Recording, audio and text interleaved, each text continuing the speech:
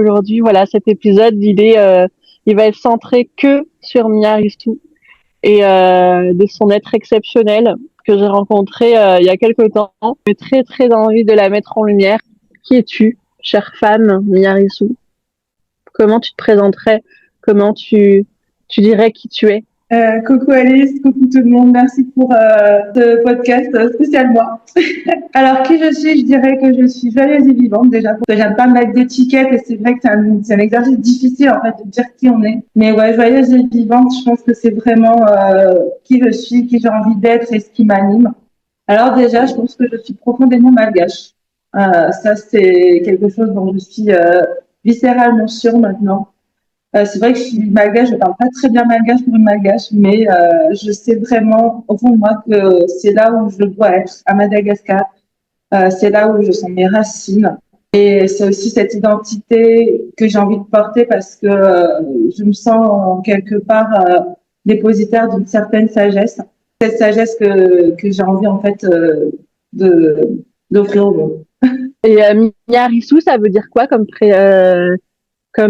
prénom en malgache du coup?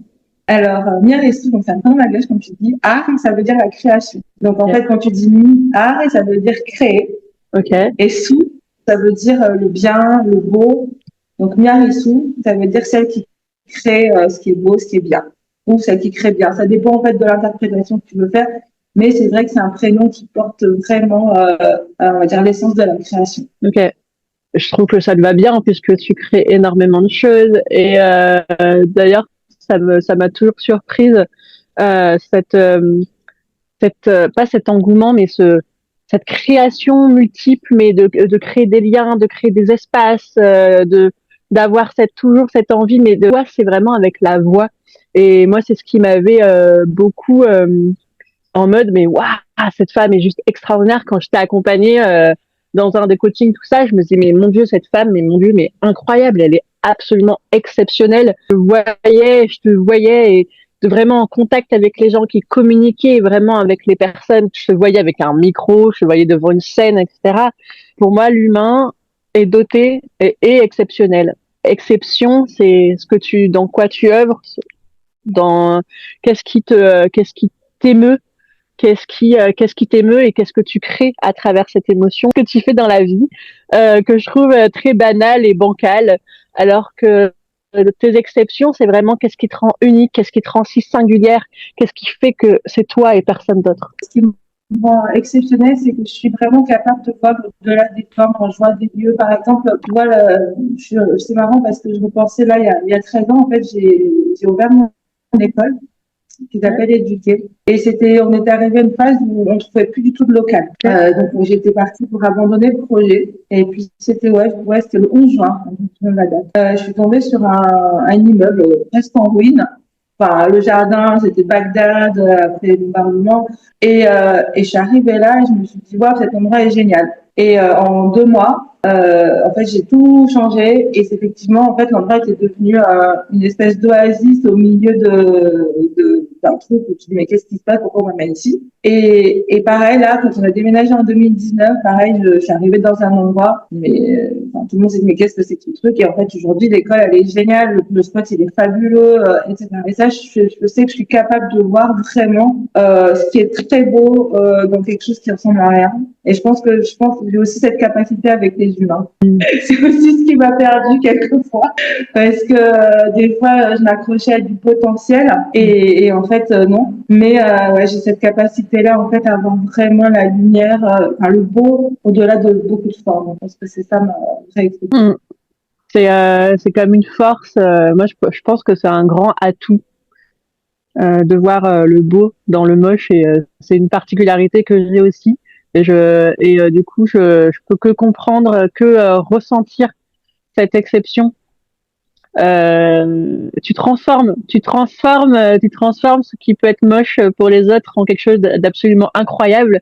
Et finalement, bah, tout le monde te remercie parce que tout le monde voit, tout le monde voit dans quoi tu œuvres, tout le monde voit, en fait, tout le monde voit l'énergie dans lequel tu mets tout ça. Et du coup, mais ça, moi, je trouve que, ouais, c'est ce grand soleil où tu illumines, en fait, pour moi, tu illumines une terre, tu illumines un espace D'ailleurs, à chaque fois que j'ai montré genre ta photo à quelqu'un, on me disait mais mon Dieu, mais elle l'illumine.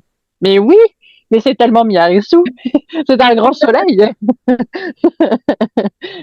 Je sais bien faire aussi, c'est créer rassembler les humains autour de quelque chose. Tu vois, par exemple, avec mon école, je sais qu'au-delà des murs de l'école, les parents se rencontrent, les familles se rencontrent et ils ont vraiment créé quelque chose de plus grand que ce qu'on a créé au début. Et c'est vrai que là, lors du dernier festival, c'est rassemblé peut-être 200 personnes et il y a eu vraiment des liens très très forts. Et je pense que ça fait aussi partie des choses que je fais avec plaisir et qui me rendent hyper heureuse et qui m'animent énormément.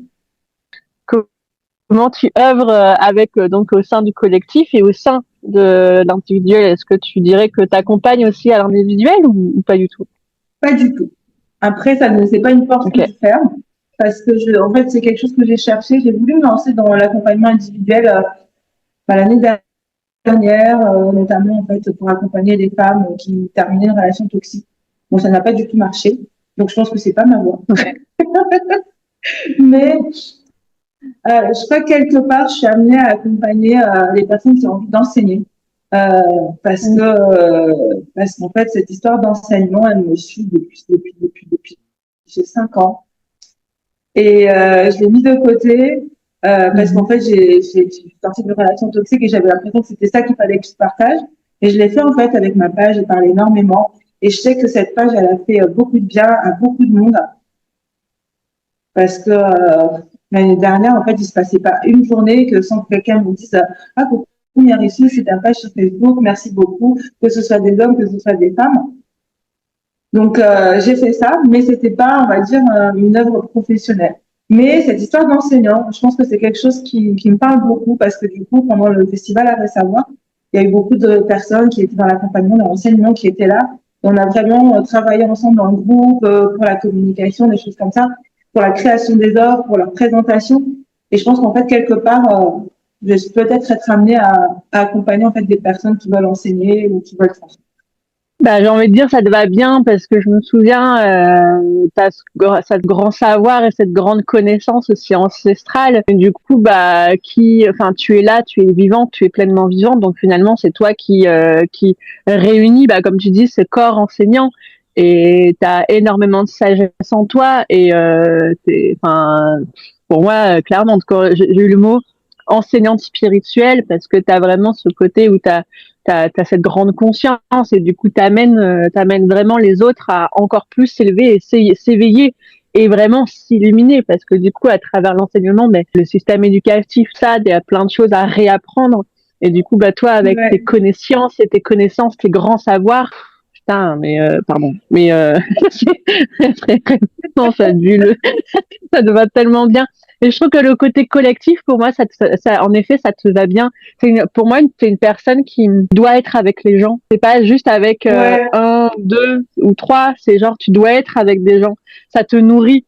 Tu es nourri par cette pluie d'étoiles filantes. Moi, par exemple, je préfère les petites étoiles un peu perdues dans l'univers, tu vois, alors que toi, t'es plutôt en mode venez, c'est un peu genre la galaxie, genre la matriarche de la galaxie, et en fait, t'as toutes tes étoiles autour, tu vois, ou tes petites planètes et étoiles, et moi, je suis en mode, ah non, non, non, bah, je fuis un peu tout ça, et je suis déjà, ça me fait trop rire, le petit message. Enfin bref. non, c'est vrai Et, que ce point-là, j'aime beaucoup la foule parce qu'en fait, je sais que je vais dans des endroits où c'est une foule qui me fait du bien. En fait, quelque part, je suis un filtre naturel.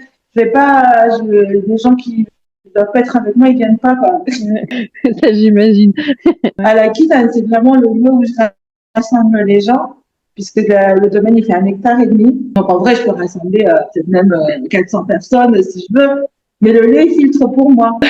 Ouais. Il y a des gens qui sont bien et qui n'arrivent jamais parce qu'ils ne doivent pas être là. Et je sais qu'à la quitte, elles filtrent vraiment pour moi les personnes. Et en fait, dès que les personnes traversent le portail, c'est des personnes qui sont là et avec qui je vais passer un bon moment et que je suis heureuse d'accueillir. Mais surtout que c'est un lieu ressource. Quand tu m'en as parlé, c'est vrai que ça résonnait vraiment et c'est un lieu où, enfin, ça a l'air tellement magique et j'ai hâte d'aller à Madagascar un jour, je sais pas quand quand le destin le voudra et que j'écouterai, j'irai, je te rejoindrai à Lakitz parce que cet endroit, je pense, me fait, ça m'appelle beaucoup. La dernière grande question que je veux te poser, c'est quelle est ta grande vision pour l'humanité? Alors, moi, je rêve d'une humanité qui remet de la vie dans la vie, qui retrouve vraiment sa place dans ce grand ensemble vivant, en harmonie, en amour, en fait, parce que, tu vois, c'est comme si on revenait dans l'écosystème, on se remettait à notre place de façon naturelle et joyeuse, et à chaque fois qu'on inspire et expire, on remet de l'amour, quoi. Très beau. Je pense que ce sera aussi mon dernier mot. Merci Miarissou d'avoir répondu à ces questions. Merci Alice. Merci d'avoir été toi, merci d'avoir transmis. Non mais laisse couler. De toute façon, je peux pas faire autrement. Bon, en tout cas, merci à tous d'être là, de nous suivre sur Bacana. Et merci Alice pour ces questions. Et, je ferai une très belle connexion avec mon cœur. Merci à tous et merci à toi. Et c'est chouette d'en savoir plus dans ce comme ça aussi. Centré sur le cœur, c'est ce qu'il y a de mieux. Centré sur le corps et le cœur, c'est mieux. Voilà. Bye bye tout le monde.